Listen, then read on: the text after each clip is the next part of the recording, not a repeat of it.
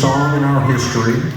And so it's in the liner notes, you can see that. But we're going to do a song right now by a guy named Carl Perkins.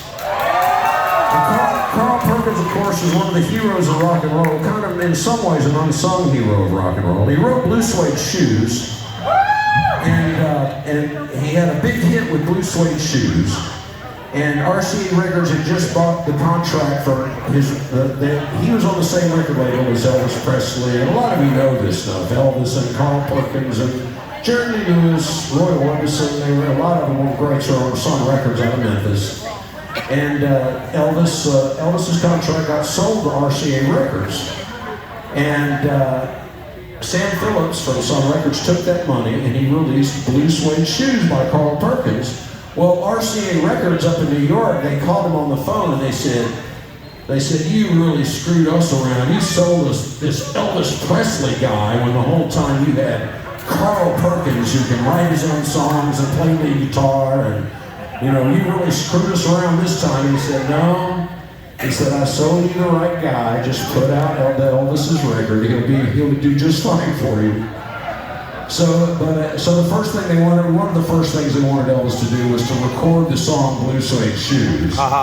So Carl Perkins had a bad car accident. He was in the hospital. He got a phone call from Elvis saying, I'm going to record Blue Suede Shoes if you don't mind. The rest is history. But anyway, I'm getting long-winded here. My wife tells me I'm long-winded. I call it interesting. But anyway, we got to open up for Carl Perkins one time. And it was a really fun show, and after the show I went backstage and there was a row of chairs. No one was back there except him sitting on this row of chairs by himself. And so he invited me to sit down with him. And I sat down and he proceeded to tell me funny stories for an hour and a half. And I could tell that he was getting as big a kick out of the whole thing as I was getting a kick out of hearing these great stories about when they were young. And one of his points that he made, he said, you know, we were all so young and dumb. He said, we were fresh off the farm and we were super glad to be involved with anything that didn't involve picking cotton. So he said, we had stars in our eyes. We were really grateful to be there, but we did a lot of dumb stuff. And he told me all these funny stories that him and Johnny Cash and him and Elvis did. And they were very young and they were big stars still. But anyway, every story ended with, that's how stupid we were.